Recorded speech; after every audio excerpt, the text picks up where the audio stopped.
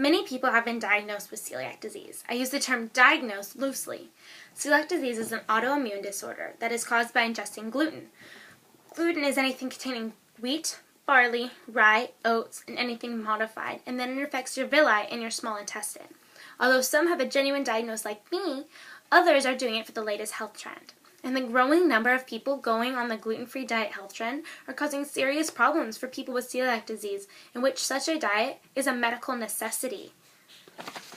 Health trends in society, whether they're good or bad, are always going to be there.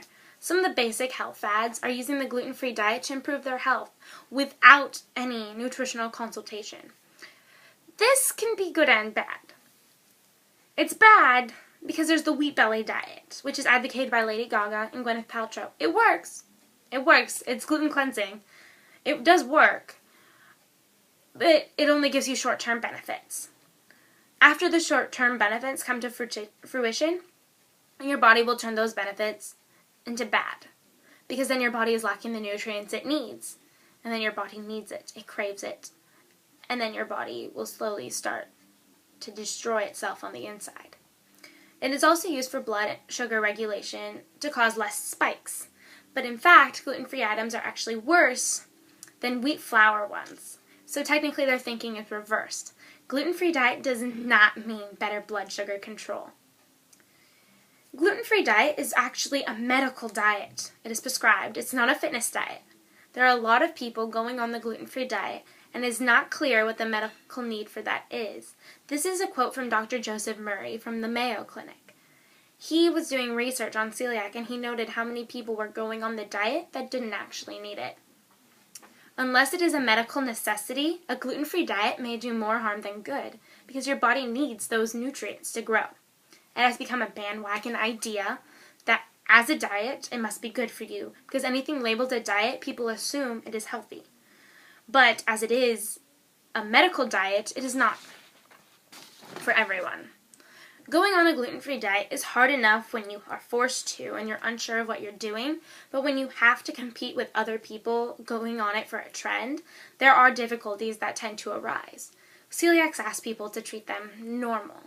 And normal, defined by celiacs, is a person without food restrictions and can eat the same as everyone else. Nutrient deficiencies,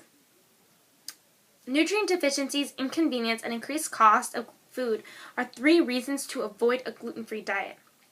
These are the 3 most common ideas behind why people should not be on the gluten-free diet unless they have to. Your body needs the nutrients. If you don't give them the nutrients it needs, your body will decay. It's inconvenient. Going to the store, going to the mall, the movies, going away on trips. You have to pack your own food to be gluten-free. Also, the increased cost of the food items is very difficult. It is not a poor man's diet. But it is good, though, because due to this trend, many new and better products are being produced. This is one of the fastest growing food markets in the industry because people are trying to meet the needs of people, and they want the food to be good enough that it's normal to taste, but to help celiacs feel normal as they look the same. But it is the interesting fact behind it is 92.5% of people buying this food are not celiacs and have no reason to be buying it because it's not a medical necessity. They are buying it because they want to. Because they want to eat gluten-free. This tends to cause people, restaurants, friends, people you meet, and you say, oh, I can't have a cookie. They ask, are you doing it because you want to or because you have to? There is no have to.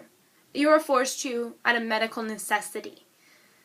If you don't, your body will decay and destroy itself because you lack the nutrients needed. Even restaurants ask this question. They do low gluten foods that people without celiac can eat, but then when a real celiac comes, there's the fact of cross-contamination, substitution, taking off the croutons.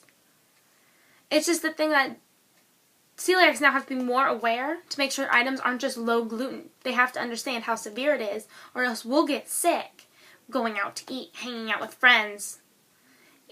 It's just difficult now because of the health trend. The terms celiac disease, wheat allergy, and gluten intolerant are often thrown around these days. and even used interchangeably by some people. I know I do to explain what I have to people my age because they don't understand what it is. If I try to explain to a little kid, compare it to a peanut allergy. Just the easiest thing to do, even though celiac disease is not an allergy. It's a disorder. And if you're really not experiencing any pain, you may want to find a different and better diet for fitness versus a medical diet. Because celiac disease is a medical diet. Being on the gluten-free diet is difficult. Adding the pressure of the fad diet, true celiacs have to make sure that what they are eating is 100% gluten-free and not just low gluten. People who want to go on the gluten-free diet can cheat whenever they feel like it, without any repercussions.